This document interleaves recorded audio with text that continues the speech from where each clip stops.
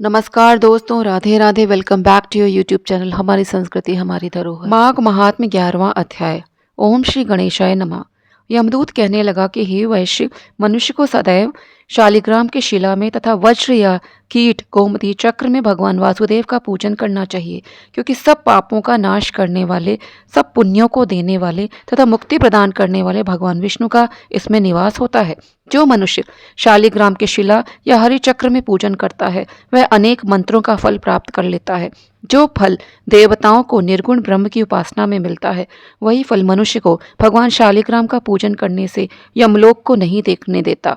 भगवान को लक्ष्मी जी के पास अथवा वैकुंठ में इतना आनंद नहीं आता जितना शालिग्राम की शिला या चक्र में निवास करने में आता है।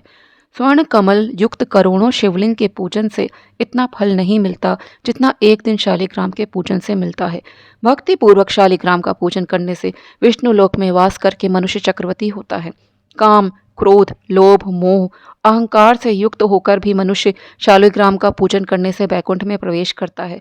जो सदैव शालिग्राम का पूजन करते हैं वह प्रलय काल तक स्वर्ग में वास करते हैं। जो दीक्षा, नियम और मंत्रों से चक्र में बलि देता है वह निश्चय करके विष्णु लोक को प्राप्त होता है। जो शालिग्राम के जल से अपने शरीर का अभिषेक करता है वह मानो संपूर्ण तीर्थों में स्नान करता है। गंगा, रेवा, गोदावरी सबका जल शालिग्राम में वास करता है।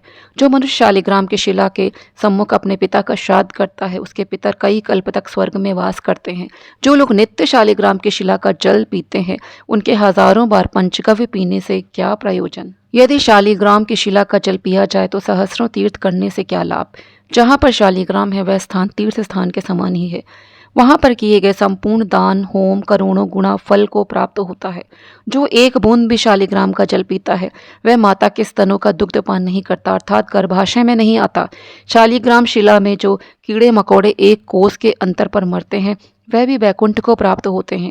जो फल वन में तप करने से प्राप्त होता है वही फल भगवान को सदैव स्मरण करने से प्राप्त होता है।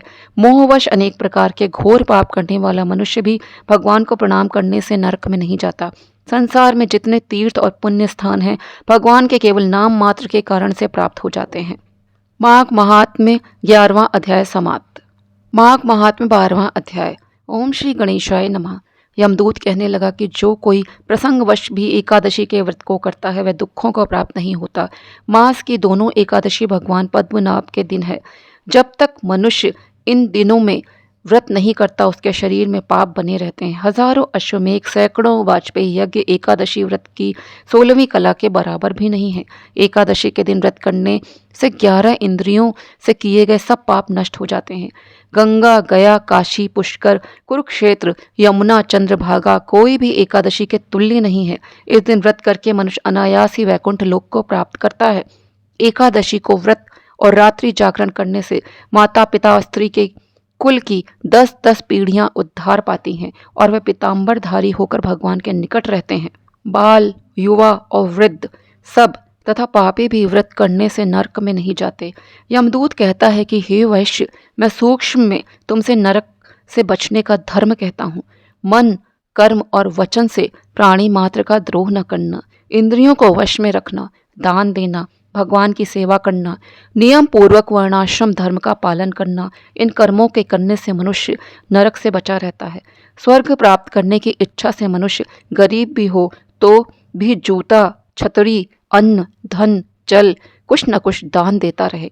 दान देने वाला मनुष्य कभी यम की यातना को नहीं भोगता तथा दीर्घायु और धनी होता है। बहुत कहने से ही क्या, अधर्म से ही मनुष्य बुरी गति को प्राप्त होता है। मनुष्य सदैव धर्म के कार्यों से ही स्वर्ग प्राप्त कर सकता है, इसलिए बाल्यावस्था से ही धर्म के कार्यों का अभ्यास करना चाहिए। दोस्तों, इसी के साथ आज का वीडियो यहीं पे समाप्त करती हूँ।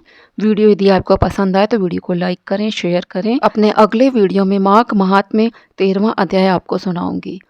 जय श्री कृष्णा, जय श्री राधे।